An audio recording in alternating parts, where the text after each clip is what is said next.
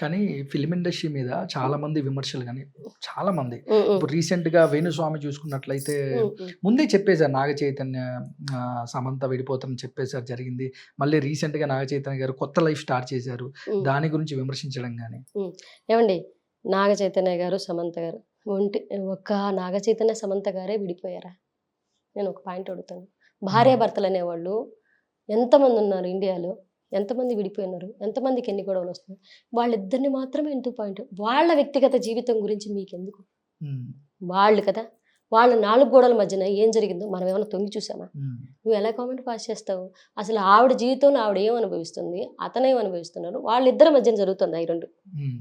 మనం వెళ్ళి 3వ వ్యక్తి కలగ చేసుకోవడానికి మనం ఎవరు? అసలు మనకి ఏ రైట్స్ ఉన్నాయని అసలు మనం కామెంట్స్ పాస్ చేస్తున్నాం. మనకి ఏ రైట్స్ ఉన్నాయండి? అంటే వేణుస్వామి ఆల్రెడీ ఒక క్రెడిబిలిటీ ఉన్న పర్సన్. నేను ఆల్రెడీ చాలా గొప్ప కాబట్టి ప్రామిస్ తెచ్చుకుంటున్నాడు.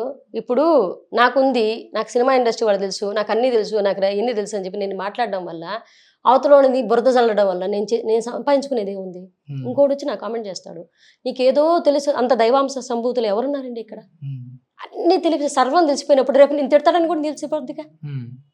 రేపు నేను తిడతారని కూడా తెలిసిపోతుందిగా ముందుగానే. మళ్ళీ అలా అంతే ఎప్పుడు నిన్ను తిట్టడం ఎందుకు ఆపేసుకోలేకపోతున్నావు?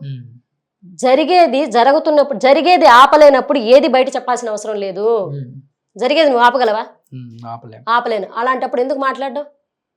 మాట్లాడితే ప్రాబ్లమ్స్ వస్తాయి, మాట్లాడకుండా ఆగు.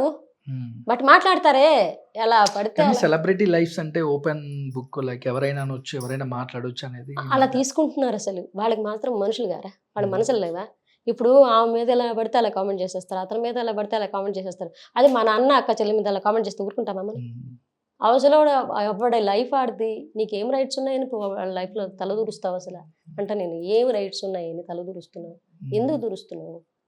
ఎందుకు? అవతలోని గెలకటం వల్ల నువ్వు మానసికంగా ఒక సైకోయిజం నీ ఈగో సాటిస్ఫాక్షన్ తప్పితే అక్కడ నువ్వు అవతలని హర్ట్ చేసావు అన్న సంగతి నీకు తెలుసు నీ మాటల ద్వారా. ఆయన నువ్వు సంపాదించింది ఏంటి? నువ్వు సాధించింది ఏంటి? అవతలను బాధ పెట్టానని తప్పితే నువ్వు బాధ పెట్టడం గొప్ప అనుకుంటున్నావా? బాధ పెట్టడం గొప్ప?